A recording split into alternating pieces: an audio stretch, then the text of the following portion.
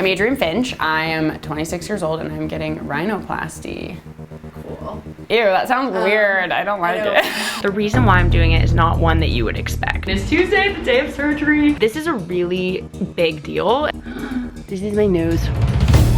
Hello, nostrils. Oh my god, weird. Hi. I absolutely think people will judge me for getting a nose job. I think with plastic surgery, it's inevitable that people judge. Why do I want a nose job? See you tomorrow morning at 9 a.m. Do I want one still? I don't know. I'm like honestly freaking out. I don't do well with medical shit.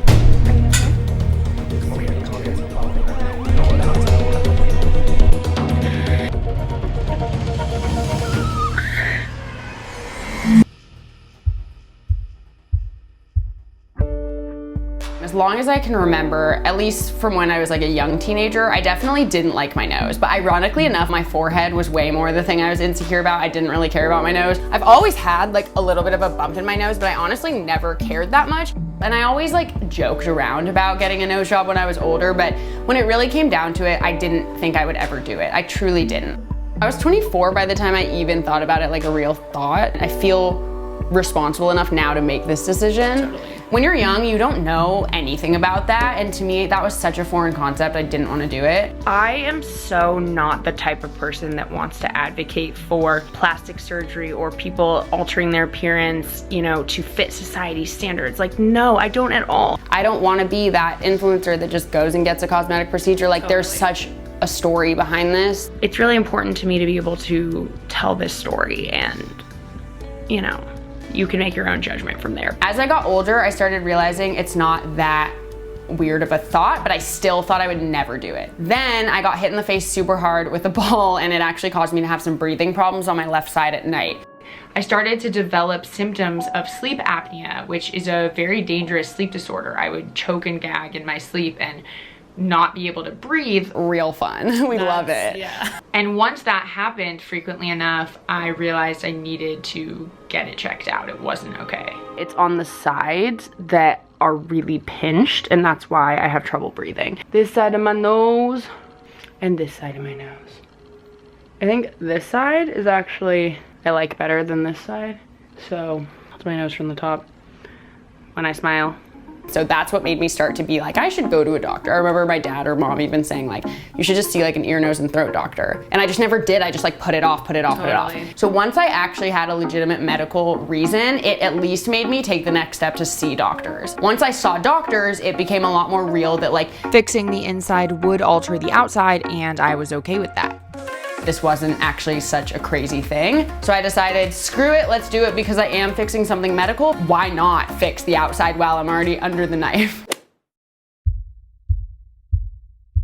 So nice to see you. Good to see you. Are you excited? Yeah. Oh, I'm glad. I actually am. Good. That's actually a good thing. We spent a lot of time getting to this point. When it actually became time for my surgery, I wasn't nervous at all, which was very shocking, but I did realize it's because I had put in basically a full year of research, of doctor's appointments, getting to know my doctor, and I realized all of that prep work is what made me feel so comfortable going into that surgery. I'm not even gonna lie, I postponed my surgery twice because I just wasn't like mentally ready yet, and that's okay. So I know in LA especially, there's so many doctors out here. It can be so overwhelming to choose. Yes, first of all, very overwhelming. I wouldn't even know where to begin, to be honest. For me, it was so important to do my research and to not be wooed by social media accounts that doctors have and marketing tactics. I wanted to know everything about what I was getting myself into before making that decision, and it helped me to choose the best possible doctor. I'm so lucky because one of my friends, Tara, she actually came to me because she started working at a new company called Cosmetic Town. When you came into my life starting to help me with this is really when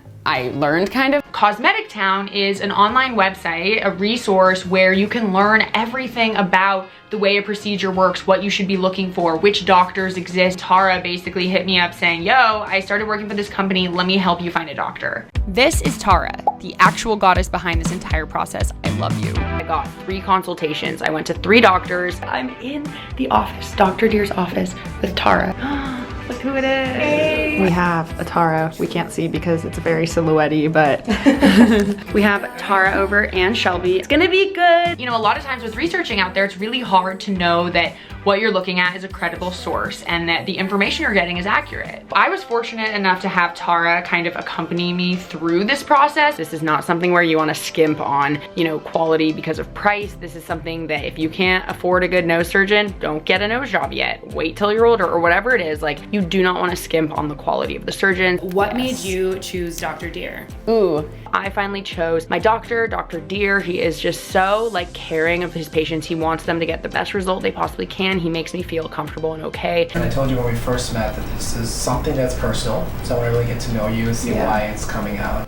You know, a lot of people in our lives tell us, you know, love yourself, it's inner confidence. These are actually all true statements, but if we have a self-image that doesn't match something we don't like, it's okay to at least talk about it. Yeah. First of all, obviously technical skill is like my #1. Totally. But of course, out of all the people you sent me to, they all have incredible technical skill. So then next for me is really like connecting with the doctor on a personal level, just because this is a big deal. Oh, I trust you like a dad. And a lot of times with doctors and surgeons, they perform this routinely. And just because it's normal for them doesn't mean it's normal for the patient. And it's a huge deal to have something on your face changed. Totally. And so I want it to feel like, even though I'm probably 10,000th patient, whatever, that I was like a top priority and that, you know, that I didn't feel rushed and that I felt cared for and paid attention to.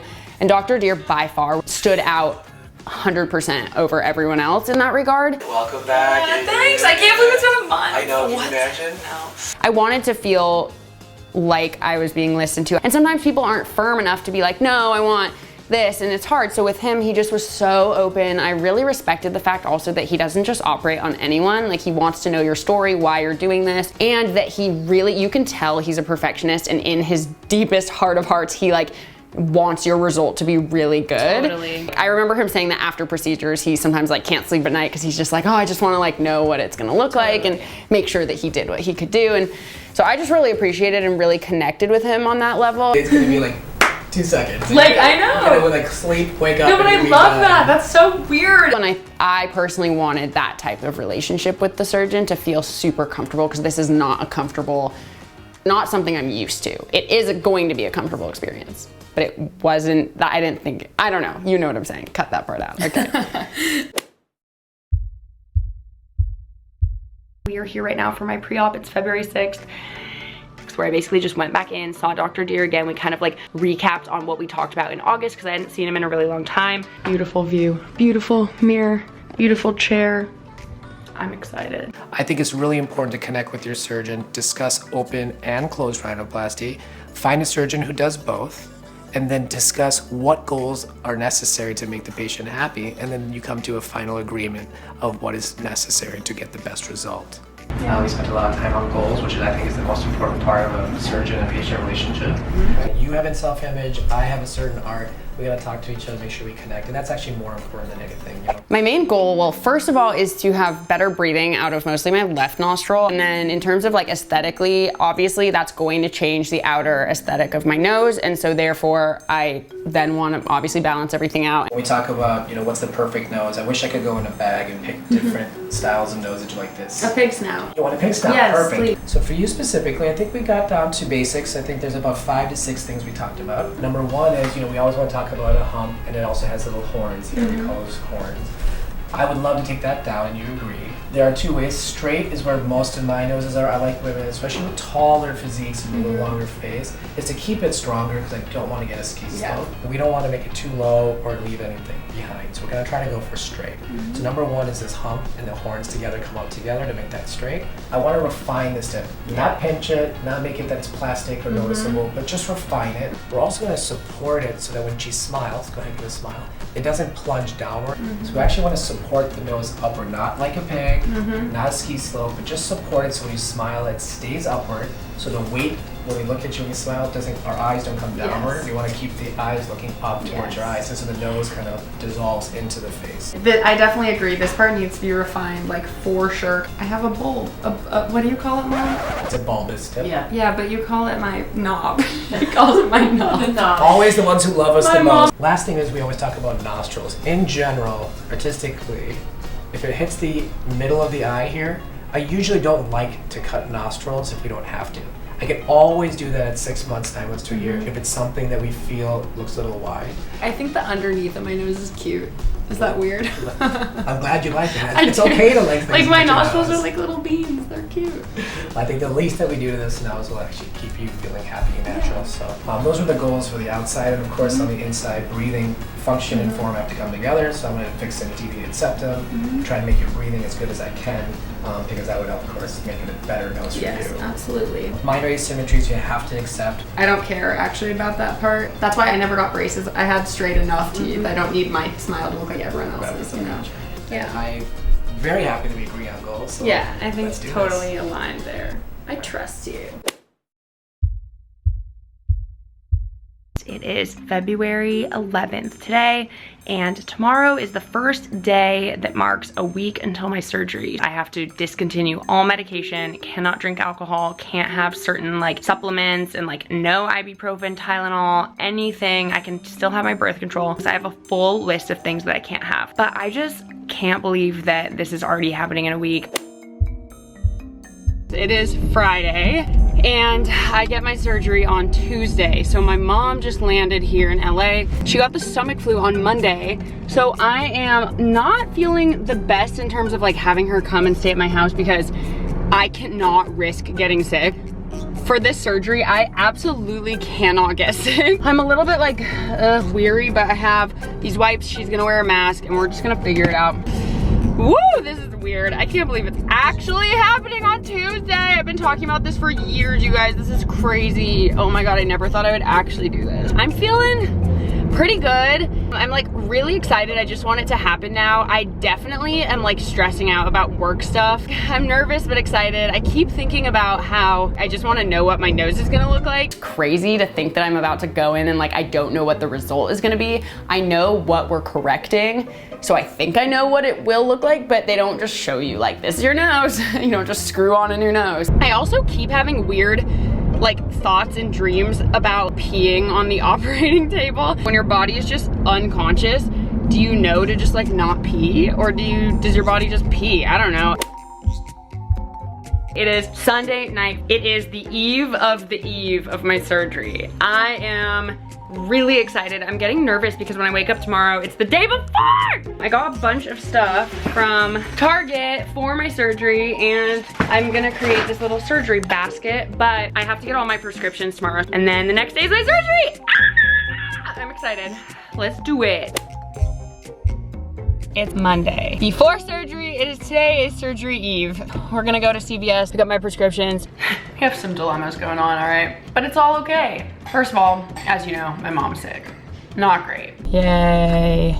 Which means I might need someone else to step in and take care of me tomorrow, but we're gonna figure it out. I also got my period today, woo! Secondly, my roof is being ripped out right now because there was a leak, and the leak caused a lot of water damage, and water damage can cause black mold, which can cause death. So, not ideal. I have these big dehumidifiers in my room that are super, super loud and make the room really hot. Now they're ripping out more of my ceilings. This is just all funny. Like the room and my caretaker are both out of commission, so to speak. Love that for me. On the bright side, I did get a ton of food and drinks that were gonna be perfect for recovery. Lots of soft foods because I ate mostly soft foods for the week of recovery. A lot of bananas, fruit, pineapple juice was really good for swelling and bruising, so I basically chugged like a gallon of it every day. So I'm gonna do a drug haul in light of all the funny things going on. I also picked up all my necessary prescriptions from CVS. I will do a more detailed drug haul and food haul over on my vlog channel. But you could say I was ready for surgery day. And tampons, because on top of all of that, that happened. Everything else is terrible, but I'm actually fine. That's life.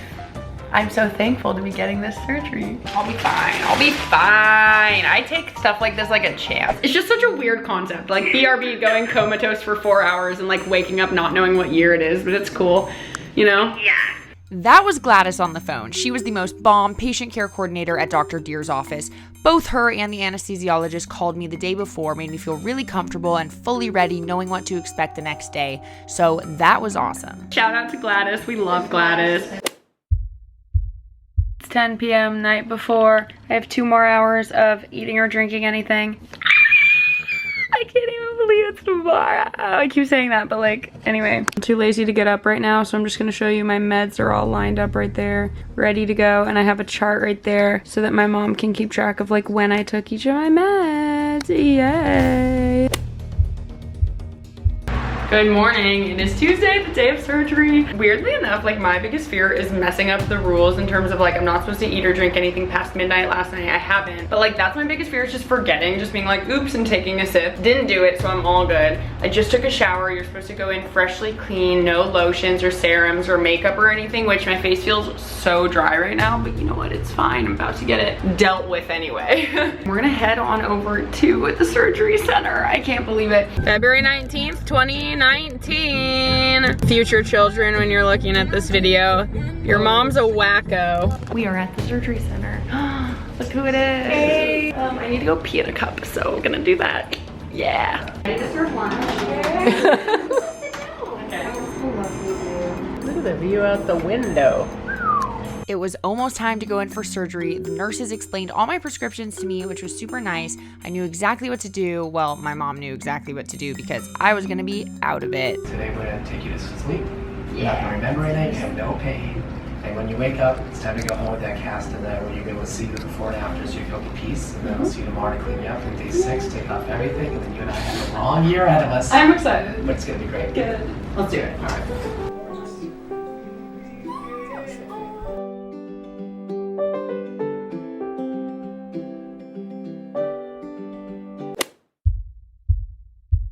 What's up, homies?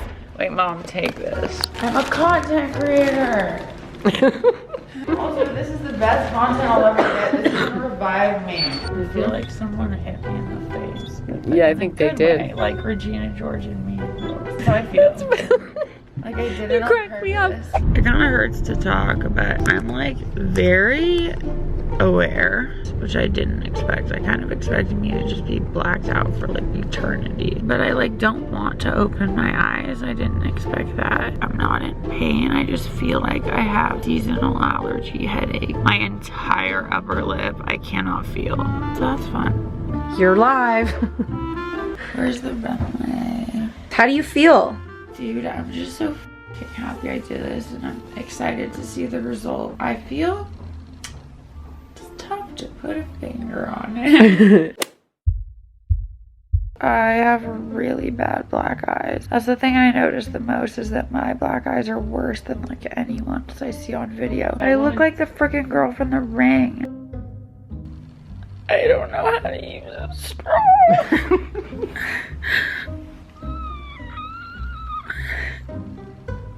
I wanna try. I wanna see what I look like. I can't move my upper lip down enough. It makes me sad. I don't know why. This is gonna make for some excellent vlog content. Look at me. It is Wednesday, the 20th, so the very next day after surgery, I feel great. Like, I feel totally fine, to be honest. I slept really well. I gained feeling back in my upper lip, so that's cool. So now really all that's going on is like my eyes are so puffy and swollen and bruised, but that is normal. We're going to my appointment to just have them kind of clean everything up and make sure I'm fine. Yesterday, it really was only bad for like the first 6 hours. Now I'm like totally able to do my own thing. I woke up, basically we have a chart. I highly recommend if you're doing this, make a chart of like all the times you're taking your meds and icing and like doing all that, because basically I just set alarms for each time that I had to like take a pain med or take my antibiotic, and I just woke up and took them and then it was fine. Back in Dr. Dhir's office, I'm obsessed with this view. What's up, squad? We're with Dr. Dhir. Is that what we call a squad? I like Yeah, that. I don't know. I just said that yesterday when I was super loopy still, and I was like, Oh, let's stick "Hi, with squad." it. She did amazing, guys. She's Oh my doing gosh, great. you did amazing. We had a lot of our goals in place. She's healing well. Yeah. You should see the other guy. Thanks to everyone for taking care of her. Yeah. We'll see you in a few days. I can't Pull out wait. that cast. And I'm super excited. Me too, yay. It is Saturday, so it is day 4 post-op. I'm getting a little bored. I'm getting ready to get this thing off my face. It is Monday, it's 9 a.m. I have my appointment at 10 a.m. I look still questionable. So ready to get this crap out of my nose. I can feel the splints in there now, like almost in the back of my throat. Oh, it feels so terrible. So I'm really excited to get them out. So at my post-op appointment, I basically got my cast off. I got the splints taken out, which was pretty painful, honestly. Dr. Dhir had also mentioned that I may start feeling a little bit of depression around this time. I felt no depression whatsoever. A lot of people, I guess, start regretting it or feeling weird about it, which is only temporary. I did not. I had such an easy recovery. It was completely painless. It was funny. It was fun. It was just really great all around. So I got my cast taken off, and they did a really good job reminding me that my face was going to be fat, okay? This was not the final result. It takes up to a full year to heal. This is 6 days after surgery. Ah! I'm scared. I'm scared. I'm scared to look. Should I look? Do I do it? Do I just not? How about I just don't? It's cool. Whatever. Nice. I'm scared. Oh, yeah. Oh, I still look so dumb. Oh my god, I don't have a bump. That's so weird. Okay, yeah, side view is beautiful. And I don't look like a pig, and I thought I would. Oh my god, weird. I mean, obviously you can tell it's like so fat, but it looks so nice. Oh my god, yes though. I love. Yeah. Yeah. Okay. Take your finger and just do this. Okay, that's the weird part. Do it, yeah, your hump's gone. Okay, that's so weird. One tape down the side, and what you do is you just squeeze it. Oh. And so you can do this. Congratulations. I have a new schnoz. Thank you for the schnoz. The new schnoz. After the procedure, I feel like I'll feel really good. I just think this has been a long time coming. I've wanted to do this now for at least the last year and a half is when I kind of started doing consultations, which is crazy to think about. Here I am officially 2 months post-op. I cannot believe how fast everything went by. I feel so good. This was definitely one of the best decisions I've ever made. It was so easy. It was so painless. Everything just went really well. And I'm really, really happy. I don't think necessarily people will treat me differently after my nose job because most people I meet when I start talking about my nose, they say like, oh, I honestly don't even think about your nose. They don't just meet me and they're like, nose, which in my perspective, I think they probably do. Since getting this surgery, no one has treated me differently. Literally, my own friends kind of forgot I even got this done, and like no one has really said anything. No one has noticed. I'm honestly kind of surprised, but I'm very happy. No one has treated me differently. Even people I tell, when I actually give them the little spiel, they're like, oh, cool. I absolutely think people will judge me for getting a nose job. I think that unfortunately plastic surgery really does have a negative stigma. There are just so many procedures that are crazy and also so many people who do plastic surgery for the wrong reasons, but people will judge. Somebody will judge, especially on the internet, for sure. You can't avoid it. Judge me, but all that's important to me is that I like tell my story, and then from there, if you want to judge, fine. Since having surgery, no one has judged me for having surgery. Granted, not everyone I meet knows that I have surgery. People that I've told aren't judging me. I do think people on the internet will judge. Please be nice in the comments. But I guess we'll find out. Having the type of job where you're constantly on camera and editing your own footage and seeing every angle of yourself in every photo absolutely makes you more aware of your appearance and maybe more self-conscious in some ways. I mean, because you notice things about yourself, both personality and appearance, that you never would have noticed, like how you look from a 45-degree angle. Like you just don't see yourself on video if you do any other job. I will definitely say that before it was a lot easier to feel insecure on camera with my nose the way it was, or not so much insecure, just I noticed it. I would notice. Now I don't notice it. So instead of becoming this thing that I noticed that's like so good and so positive, it's just a non-factor, which is what I wanted. I didn't want my life to change. I didn't want to be like heavily impacted. I just wanted it to be like, oh, I don't even notice my nose anymore. That's nice. So I grew up in Seattle, and also my parents definitely had like good values in terms of not thinking or caring too much about appearance, not, you know, wearing makeup at a young age and all this stuff. So I personally always thought like plastic surgery was absolutely crazy and like, what? Someone would do that? Like that's nuts. Like the fact that someone would like put an implant in their boob, like what? It totally made no sense to me. My thoughts on plastic surgery have definitely changed, but not just post-op, more like throughout the whole process of researching and really figuring out that I was gonna do this. At the end of the day, adults are gonna make their own decisions, and for me, it's just important that I spread positive messages and that I don't advocate for things that I don't think are very valuable. For a really long time, I was very self-conscious about other things about my body, my weight, the way that I looked in certain other ways. And I made it a point to myself that I cannot even remotely think about getting cosmetic surgery until all the things that I'm unhappy with that I can control are controlled. I'm really happy that that was my rule of thumb in terms of plastic surgery, because if anything too, it just keeps me more motivated to stay in shape and stay on top of every other part of me that I potentially could be unhappy with, like my fitness, or, you know, to hit my goals with work, things like that, because, you know, it's just motivation. So how do you think that this procedure is just gonna change your day-to-day life? To be honest, my hope is that it just doesn't. Like, I'm not doing this to be like more confident or more secure. Like, to be honest, I'm in a point in my life where like everything's great. Like, I am happy, I am secure, I think I'm cute sometimes. You know, like, I've had boyfriends, I've had jobs, there's nothing in my life that I feel like is being held back because of my nose, like besides literally sleeping at night because of my breathing. I definitely think the fact that in society today we're constantly taking selfies, we're on Snapchat, we're looking at ourselves so much, I think that definitely affects how people feel about their own appearances. And I think a big part of that though is, yes, that they're seeing themselves more, but also because there are so many unrealistic expectations in terms of what they're seeing online. So they're seeing selfies, but they're not just seeing selfies, they're seeing edited, face-tuned, brightened, lightened, like they're seeing these like artificial selfies. So then they pull up their phone, look at themselves, and they're like, dang, I am not it. Genuinely, the reason I'm doing this surgery is because I actually, for the first time, am okay with having my nose the way it is. So some people will be like, that doesn't make any sense, then don't do it. But it's actually kind of like, why not do it if I finally feel secure and stable and comfortable in who I am? So then it's like, great, then do this one thing that like that you like. I don't know, you know what I mean? No, definitely. I think the standpoint and just where the person's coming from and their mindset is so important. Yeah. And being at like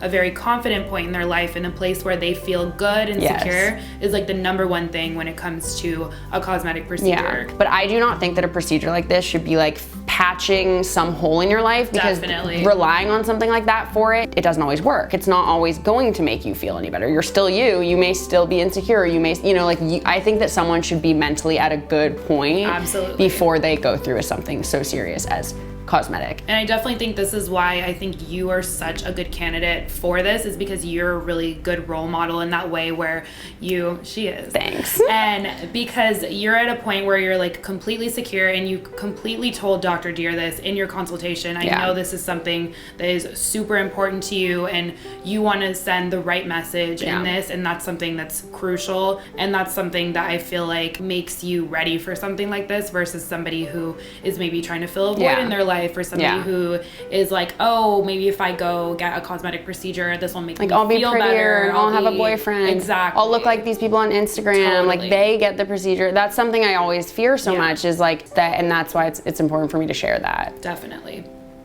Yeah. Got it.